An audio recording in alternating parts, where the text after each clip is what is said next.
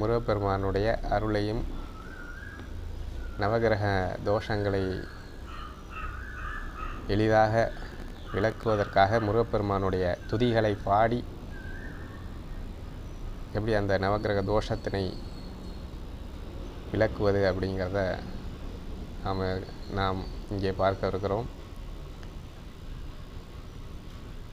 டெய்லியும் நம்ம பாசிட்டிவான வார்த்தைகளை நாம் பேசும் பொழுது,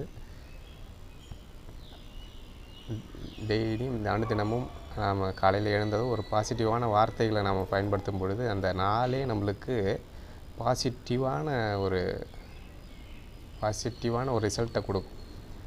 அப்படி நம்ம பாசிட்டிவான வார்த்தைகள், நல்லது, சந்தோஷம், அப்படி இல்லைன்னா முருகப்பெருமானுடைய சுவாமியினுடைய திருநாமங்களை சொல்லும் பொழுது விநாயகா, முருகா அப்படின்னு காலைல எழுந்ததும் நம்ம அந்த வார்த்தைகளை பிரயோகம் செய்யும் பொழுது அந்த நாளினுடைய நிகழ்ச்சியெல்லாம், அந்த நாளினுடைய வைபவங்கள் எல்லாம் நல்லா ஒரு பாசிட்டிவான ஒரு எனர்ஜியை கொடுக்கும். டெய்லியும் காலையில் எழுந்ததும் குளிச்சுட்டு பூஜை அறையில் வந்த வினையும் வருகின்ற வல்வினையும் கந்தனென்று சொல்ல கலங்குமே செந்தில் நகர் சேவகா என்று திருநீறு அணிவார்க்கு மேவ வாராதே வினை. அப்படி நம்ம வாழ்க்கையில் ஏற்படக்கூடிய வந்த வினையும்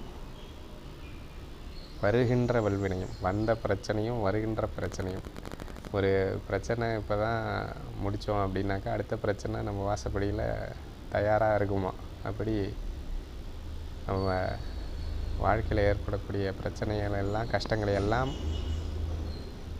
எப்படி எதை செய்து நிவர்த்தி பண்ணுவது, பரிகார ஹோமங்கள் செய்து நிவர்த்தி பண்ணலாம். இருந்தாலும் இந்த பாட்டை பாடிட்டாலே, காலையில் எழுந்து குளிச்சுட்டு பூஜை அறை முன்னாடி நின்று திருநீறு அணிந்து வந்த வினையும் வருகின்ற வல்வினையும் கந்தனென்று சொல்ல கலங்குமே செந்தில் நகர் சேவகா என்று திருநீறு அணிவார்க்கு மேவ